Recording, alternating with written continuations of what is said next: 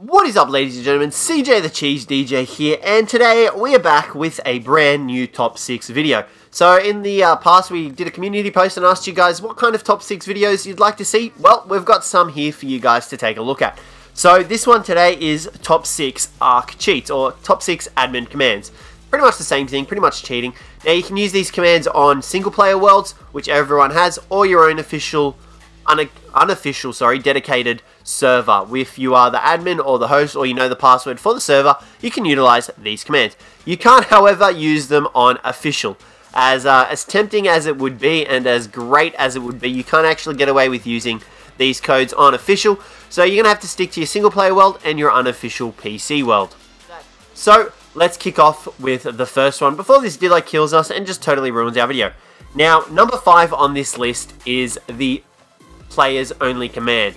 Now, all you need to do is type in players only, and what this effectively does is, now, if you are on a dedicated server as well, before we continue, you actually have to put cheat before players only and leave a space in between them. So, for that to work. Now, players only effectively pauses everything in the game except for the players, which you can see this Dilo here is just running on the spot. He's still trying to attack us. However, he can't because he's frozen like a sucker. So the players only command is a great command to use because, like I said, it effectively freezes dinosaurs. Now, if you're in a tight spot, say in a boss battle, or you're trying to tame up a Rex or a Giga or something like that, and something happens and you need to get away, you need to regenerate your health, well, you can easily do that by activating the players only command, and you can see that the player's stats still regenerates. You can eat food, you can refeed your dinosaurs to increase their health if their health is low.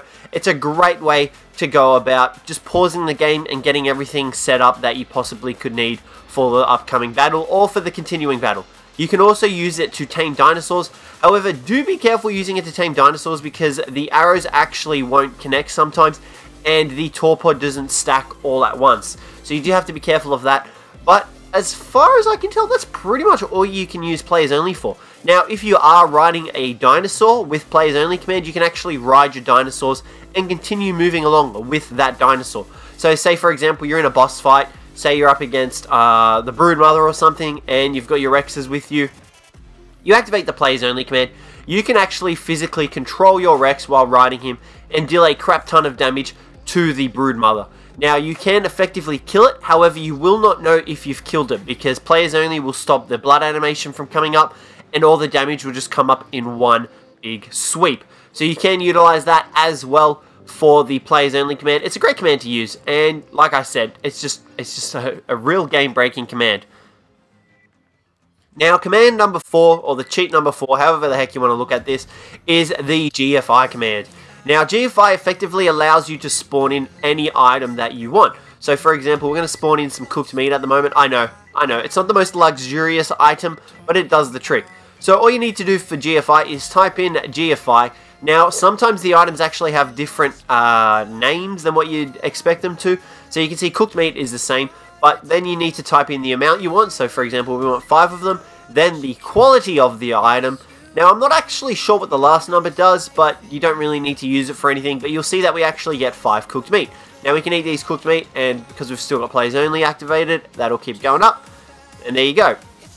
Now, you can do this for any item in the game, I believe. So, for example, do you want element? Well, you can get element. Let's show you guys. So, all you need to do is type in element, and you'll actually get given the 5 element. Now, some of the items, like I said, are having different names, so we'll see that. There you go, 5 element. For example, one of these items is the long neck rifle. That is what it's called in the game. However, for the admin command, it's actually called one-shot rifle. I know it's a little bit funky, but some items are like that. And there we go, one-shot rifle, boom, boom, boom. You'll see that we get 5 of those bad boys. Now, the second number is the quality of the item. So, pretty much 1 through to, I think you can make it up to like 100, will determine the quality of the item. So, Apprentice, Ramshackle, Journeyman, Mastercraft, Ascendant, all that sort of stuff. So, if you type in 60, you should see that we'll get long neck rifles of varying degree. You saw there we go. We've got Ascendants, we've got Apprentice, Journeymans, Mastercrafts, more Ascendant. I love how the Mastercraft has higher damage than the Ascendant ones. So yeah, it all comes down to what item you're after, but you can effectively beat the game by doing this. You can spawn in rocket launchers, you can spawn in turrets, you can spawn in whatever the heck you want. saddles even of different qualities. It's a great command to have under your belt if you ever find yourself stuck in a tricky spot. So yeah, that is why a GFI command is number 4 on this list.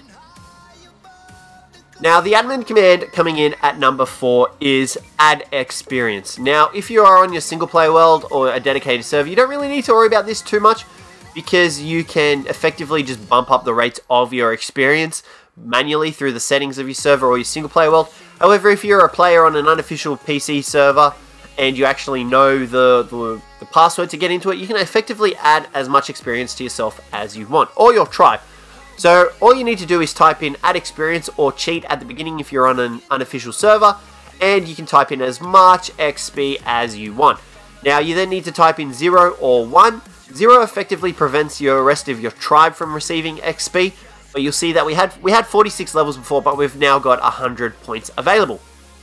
Now the good thing about this cheat / admin command is that you can also use this while riding a dinosaur. Thank you very much, Kano. Admin command video and we get killed by a dinosaur in one hit.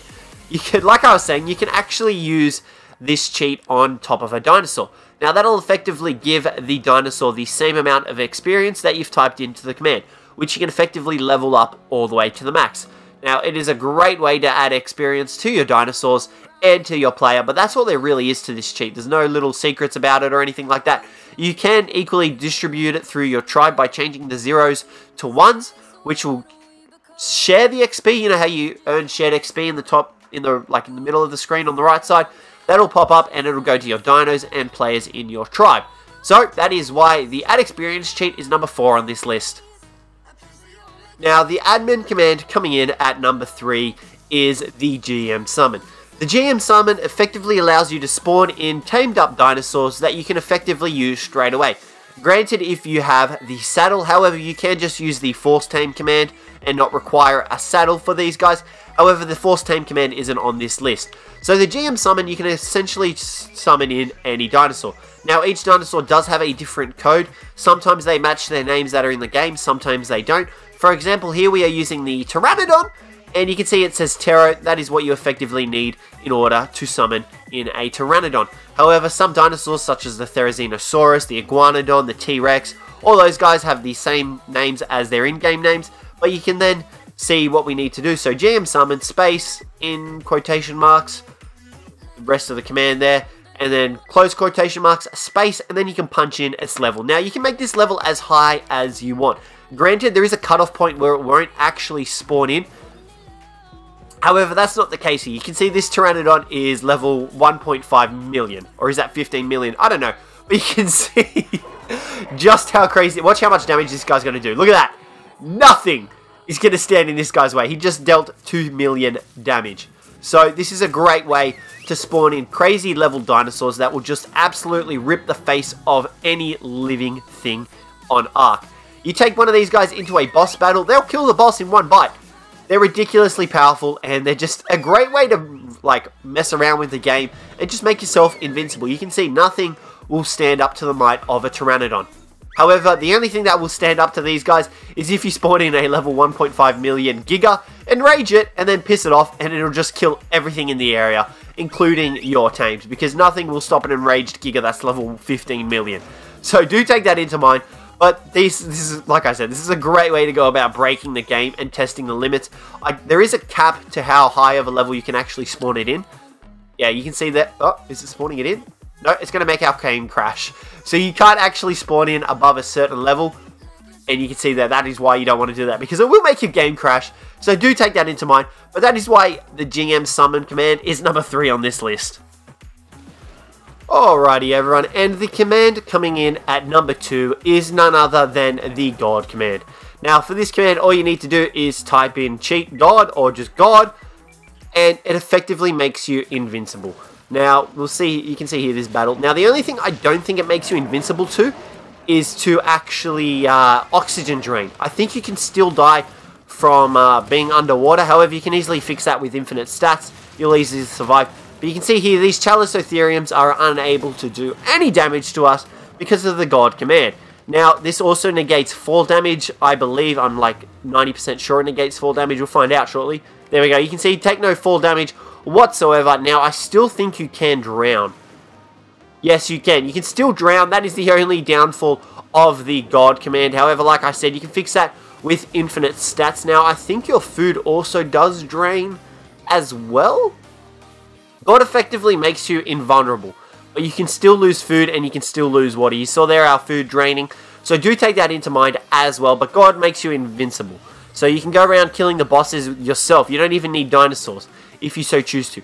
You can use this command on top of dinosaurs as well, and that will make them invincible as well. So that's all there really is to the God command. There's nothing really else to it. You can see there this stego can't even hit us because we're just absolutely invincible. We're a god. So yeah, now we're going to move on to number 1, the final arc command. Okay, and number 1 is none other than the GCM. This is a Give Creative Mode. Now what Give Creative Mode does is it pretty much makes you invulnerable like the God command. I think it gives you a base of 500 health. Yeah, you can see there we've got 500 health. However, it gives you infinite weight, which is absolutely freaking amazing.